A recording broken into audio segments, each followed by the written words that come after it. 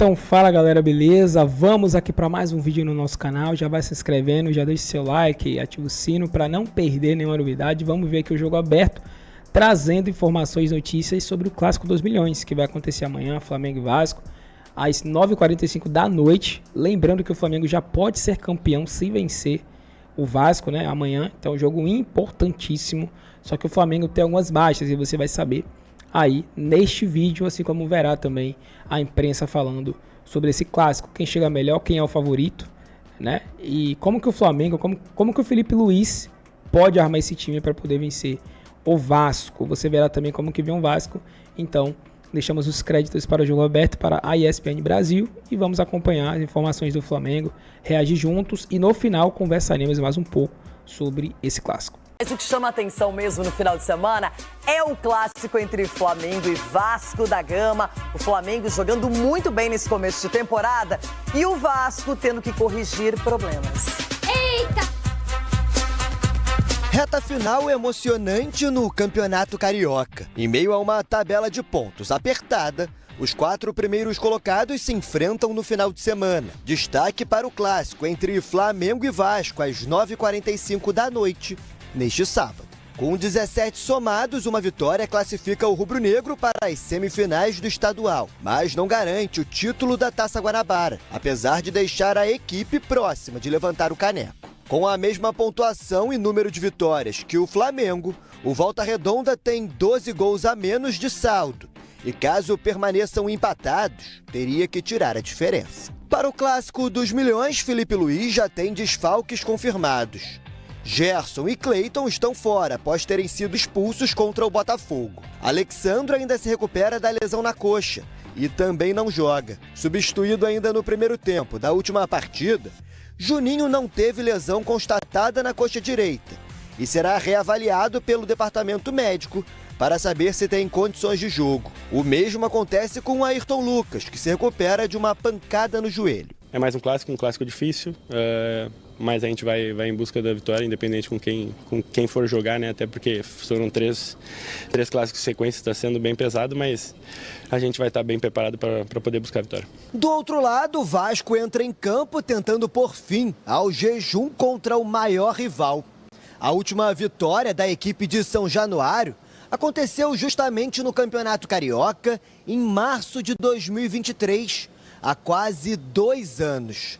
De lá para cá, foram 7 confrontos. O Flamengo levou a melhor 5 vezes, além de 2 empates. A boa notícia para a Carille está no retorno de Felipe Coutinho. O meia desfalcou o time na última rodada, após sentir o adutor da coxa contra o Fluminense. Recuperado das dores, Coutinho já treina com os demais companheiros e deve começar a partida no time titular. Também neste sábado, o Botafogo entra em campo contra o Boa Vista no estádio Elci Rezende, em Bacaxá. Depois de 2 derrotas seguidas, Carlos Leiria voltou ao comando da equipe sub-20. E a expectativa é que Cláudio Caçapa desembarque ainda hoje no Rio de Janeiro para assumir a equipe. Com passagem interina pelo clube em 2023, Caçapa teve 100% de aproveitamento e chegou a manter o Botafogo como líder do Campeonato Brasileiro na ocasião. Ele chega para ser o auxiliar técnico permanente do clube e ficará à frente da equipe até a chegada de um novo treinador. Além de Bastos e Arthur lesionados, o alvinegro também não conta com Alexander Barbosa amanhã, após ter sido expulso no clássico contra o Flamengo. David Ricardo volta ao time. Já o Fluminense recebe o Nova Iguaçu domingo no Maracanã. A equipe deve ser a mesma que empatou com o Flamengo no último sábado. Com 11 pontos, o tricolor ocupa a 9ª posição e no momento está até mesmo fora da zona de classificação para a Taça Rio. Mesmo assim, a confiança segue em alta. Dependendo dos resultados e se Deus quiser com as nossas vitórias, nos próximos jogos acho que a gente tem grande chance de classificar e esse é o nosso foco, esse é o nosso pensamento aqui, né, de classificar e buscar as finais para conseguir o título do Carioca. A partida entre Fluminense e Nova Iguaçu você acompanha ao vivo aqui na tela da Band no próximo domingo, às 4 da tarde. Para o Campeonato Carioca, porque tem clássico também no Rio de Janeiro com Flamengo e Vasco no Campeonato Carioca, Bruno. O Flamengo é o primeiro colocado, o Vasco é o terceiro, tá? São 3 pontos separando os dois. O aproveitamento do Flamengo, claro, é melhor. Olha só a diferença de gols marcados, 18 contra 12. Gols sofridos, 5 do Fla, 7 do Vasco. É o clássico dos milhões que acontece amanhã.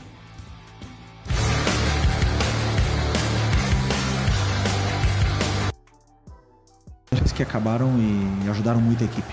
E esse esforço que eles estão fazendo agora nesses jogos são que vão condicionar eles para o futuro, porque os jogadores estão treinados. Por isso que eu falo, esse grupo aqui é altamente qualificado e agora vai vir o Vasco e isso aí vai ajudar eles a entrar em forma física, em se soltarem, pegarem ritmo de jogo e confiança cada vez mais, e esses jogos são bons para isso, para também guiar a gente para poder corrigir. Jogo grande. Parar para um jogo grande, sentar, analisar esse jogo, fazer reunião com os jogadores para falar desse jogo.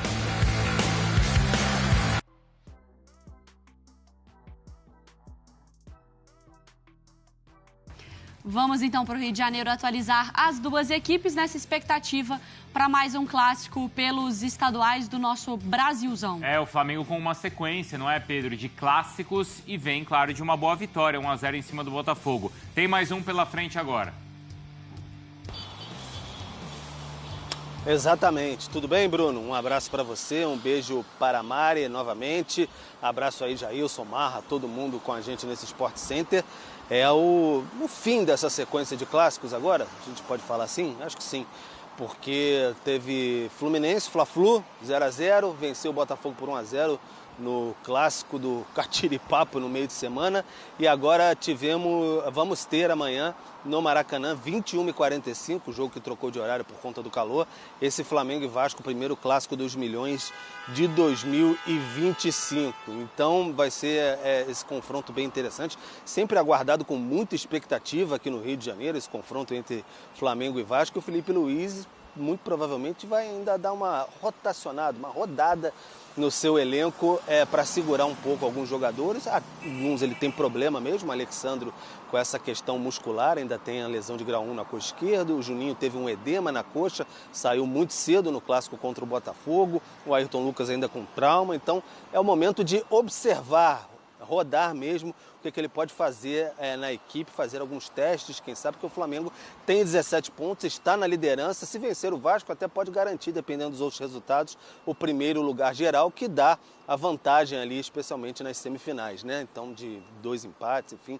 2 resultados iguais. Então, o Flamengo conta com essa vantagem no momento. Felipe Luiz treinando ainda pela manhã agora o time no Ninho do Urubu, para, de fato, observar quem vai poder entrar contra o Vasco. Como eu disse, como eu tenho repetido, está chegando ali nos momentos finais de poder fazer esse revezamento com maior tranquilidade, porque depois a régua, a exigência, que já existe, mas ela sobe depois com decisão de título, semifinal, final, Brasileiro e Libertadores. Bruno, Mari.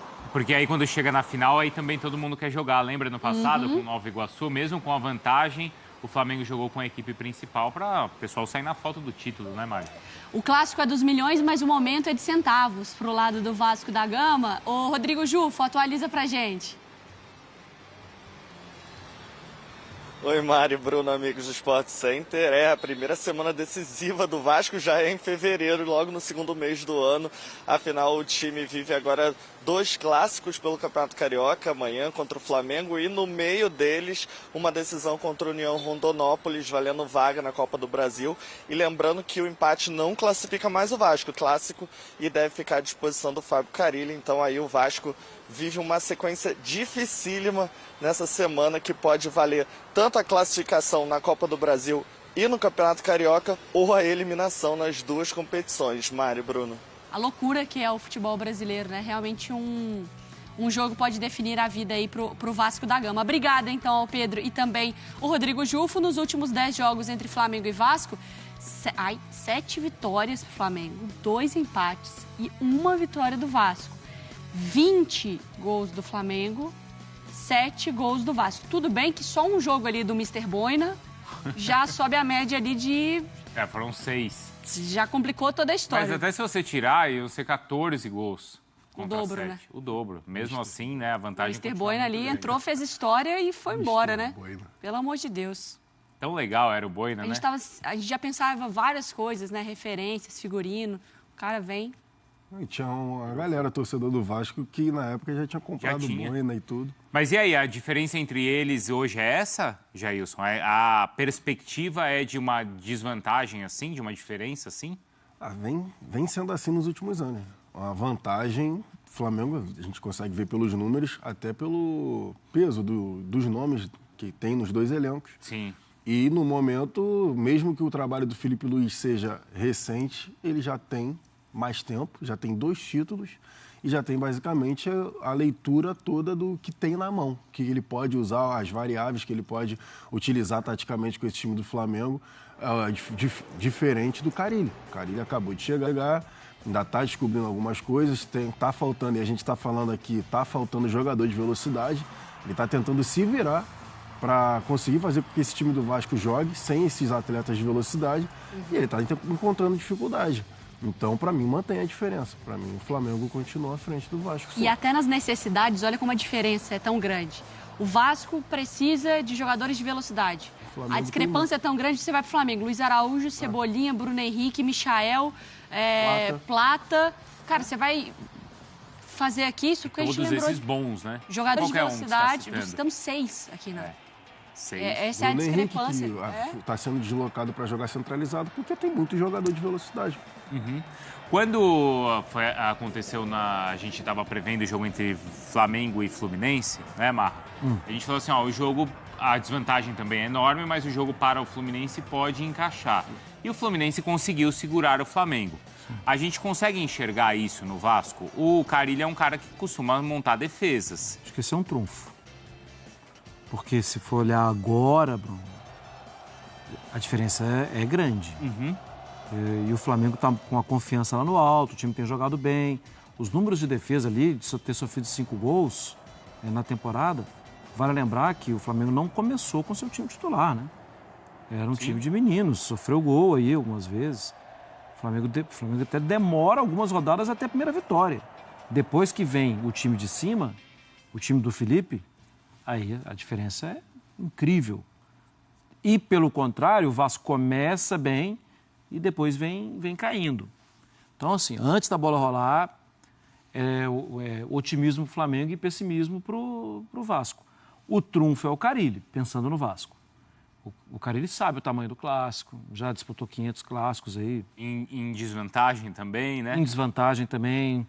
Já conseguia fazer o time ser mais pegador, jogar no erro do adversário.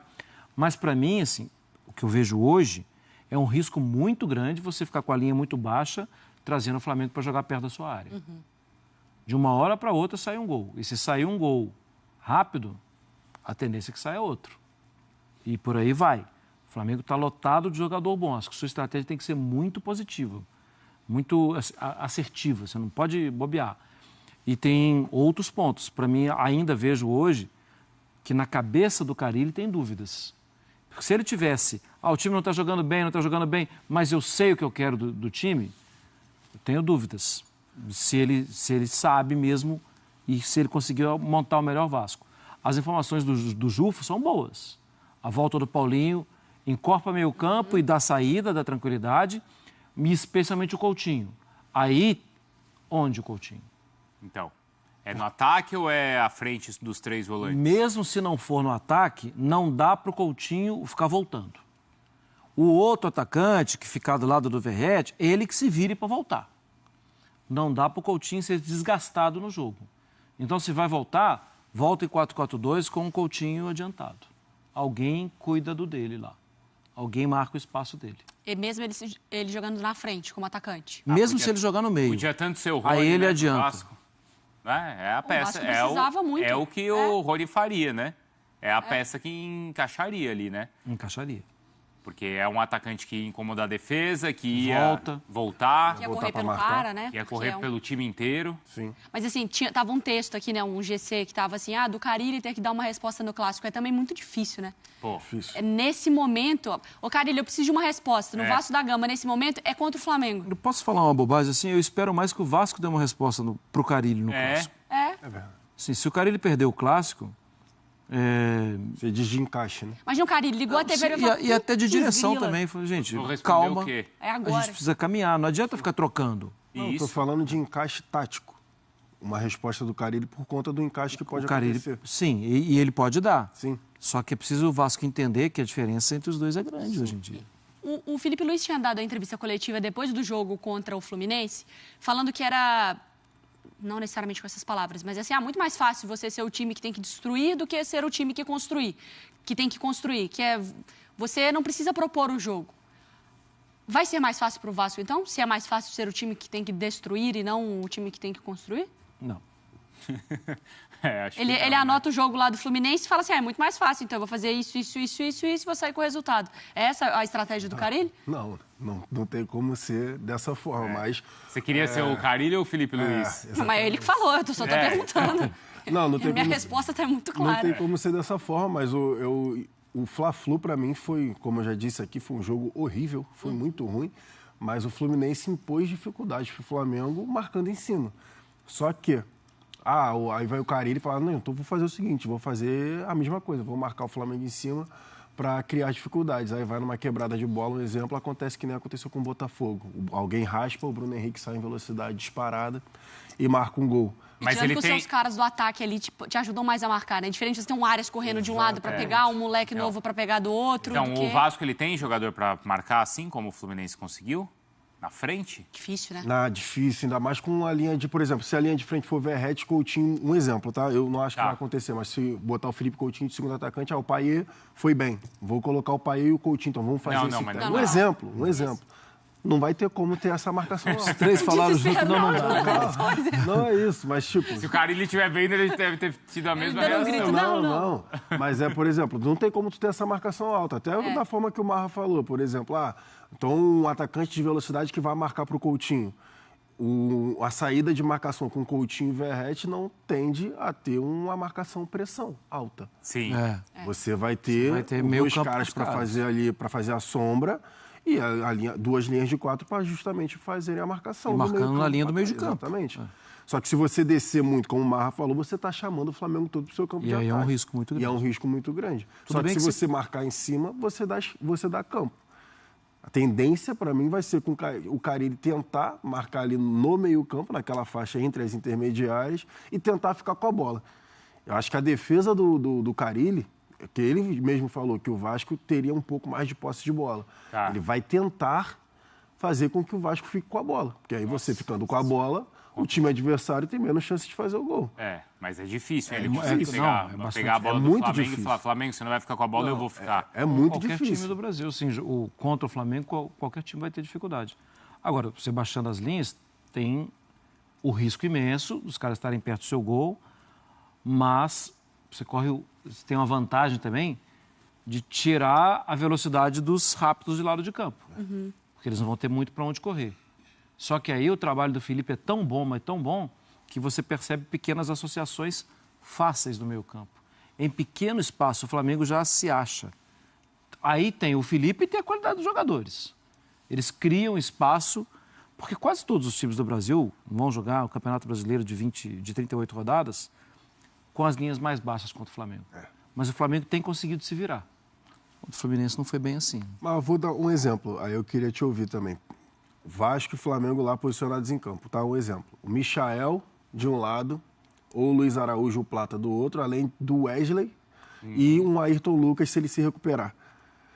Como o Vasco, que só tem 2 jogadores de velocidade, que são os 2 laterais, como esses caras vão ficar correndo atrás desses para marcar, vão ter explosão para chegar ao ataque num possível contra-ataque. O campo fica gigante, né? Você escolhe o que você faz, ou eu marco ou eu ataco. O campo fica enorme. O campo vai ficar muito grande. Você vai ter que dobrar a lateral. Então, isso que eu ia falar. Aí você vai vir... vendo? E é o que o vascaíno não suporta. Não. Porque são os caras de velocidade. Aí vai voltar o que aconteceu no ano passado. Que lá era a dupla, Leandrinho e Piton. Não, mas aí tá claro que o problema é o elenco. Mas isso a gente tá falando há bastante tempo. É evidente. Não é o Carille. Não. Acho que é uma situação diferente do que a gente estava comentando do Zubeldia no jogo contra o Palmeiras. Por isso que ali tem um foco no treinador. Aqui não pode ter um foco no Carille. Não pode. Por isso que eu tô falando de defender com a bola. Porque aqui tá claro que existe uma diferença entre as equipes. Sim. Vamos lá, No jogo diretoria. Palmeiras-São Paulo você tem equilíbrio. Diretoria. Vamos lá, quem manda no Flamengo e quem manda no Vasco? Quem tá melhor nessa história? Flamengo. Tem alguém que manda. O Pedrinho, não dizendo que ele não manda, né? Mas não tem o suporte financeiro, não e tem vive organização. uma insegurança da liminar. Vive uma interrogação. Diretoria. Aí você desce para técnico. Você tem um Felipe Luiz, que já tem 2 títulos, que já tem dado resposta, e um técnico que acabou de chegar. Sim. Que é um técnico que começou um trabalho agora. Aí você vai para o elenco. Não tem preciso comparação conversar. também. Momento das torcidas. Não preciso conversar. Contexto histórico das duas equipes. É completamente diferente do tom do Palmeiras e de São Paulo. Claro. Completamente. O Palmeiras, que é detalhe, Palmeiras e que São Paulo existe um equilíbrio. que é um ajuste, que é uma condição e tal. Aqui tudo. Não existe. Mas a ideia inicial do Carille era exatamente no início do ano, era de ter a bola, né? Exato. Era um meio campo com a bola, que se protegia com a bola, mas tinha dificuldade de fazer o Verrete jogar, não tinha ninguém avançado, além dos laterais no início do ano. E as soluções não foram dadas ainda. Não foram. Não chegou jogador de velocidade. E aí a torcida do Vasco, obviamente, fica... o Carille não tá conseguindo fazer esse time jogar mais gente. Por exemplo, tu vai botar um exemplo. Hugo Moura, Jair, Paulinho e Tietê. Coutinho e Verrete na frente. Aí você vai botar 4 volantes. Você tá colocando 4 destruidores. E aí... Não tô falando que eles não têm qualidade para chegar ao ataque. Tietê pode ajudar também. O Paulinho chega bem. Chuta bem de fora o Tietê também chega bem. O Jair, como a gente já falou algumas vezes. O Hugo Moura também chuta bem. Mas a primeira função deles é destruir o ataque adversário. Não, e é erro zero, né? Sabe? Exatamente. Você não pode... Você tem que ter troca de passes o tempo todo e não deixar se apertar um pouquinho. Eu fico sempre pensando assim, o ataque adversário aperta um pouco e o time vai recuando. E aí vai chegar no Léo Jardim. E aí, se continuar a pressão, rifou e já devolveu a bola. E aí, como... Como é que tu vai quebrar a linha? Desculpa, Bruno. E como é que tu vai quebrar a linha? Eu? Um exemplo. Você tem 4... Uma tesoura aí? Você tem 4 volantes no meio. O Coutinho e o Verrete. Você só tem a opção dos 2 laterais. Sim. O jogo fica óbvio, né? Você encaixa ali e não... Você vai fazer como? Aí, dito tudo isso, ficamos aqui conversando, não sei o que, uma bola era Pascão. Verrete de cabeça. Pode acontecer. O respeito voltou. Isso aí pode acontecer, claro que pode. Claro que pode. Mas, até porque clássico é clássico. Né? E vice-versa, Exatamente. Mas não só essa questão, mas também a possibilidade do Vasco não avançar para a próxima fase. Que era o que o Juvo estava falando, né? Ao mesmo tempo em que o Vasco está em terceiro. Isso. Com 14 pontos. Né? Tá a 3 do Flamengo. Ou ele briga pela liderança, ou ele pode, nessa reta final da primeira fase, ficar fora. O Vasco, até determinado momento, era o único invicto também, né? Do Campeonato Carioca. Mas era justamente aquele momento onde enfrentava as equipes mais fracas, né, da competição. Onde foi disputar a liderança com o Maricá. E é o perigo da sequência que o Jufo falou, né? De clássicos e de decisão, jogo de ida e de volta de Copa do Brasil. Então, assim, é você... Péssimo isso. Tá no meio de fevereiro já... Sempre acontece, né? Com a pancada começando para tudo quanto é lado, né? É a última coisa que o Vasco precisa. Porque no meio de semana tem a Copa do Brasil e no final de semana o Fluminense. E aí o jogo de volta. Fluminense? É, né? E depois o jogo de volta lá no Mato Grosso. Boa, sim. Galera, então para finalizar aqui vamos falar um pouco sobre esse clássico aqui. E o Flamengo vai ter algumas ausências, né? Lembrando, galera, que o Flamengo pode se consagrar campeão da Taça Guanabara se vencer o Vasco, né? O que é muito provável, claro.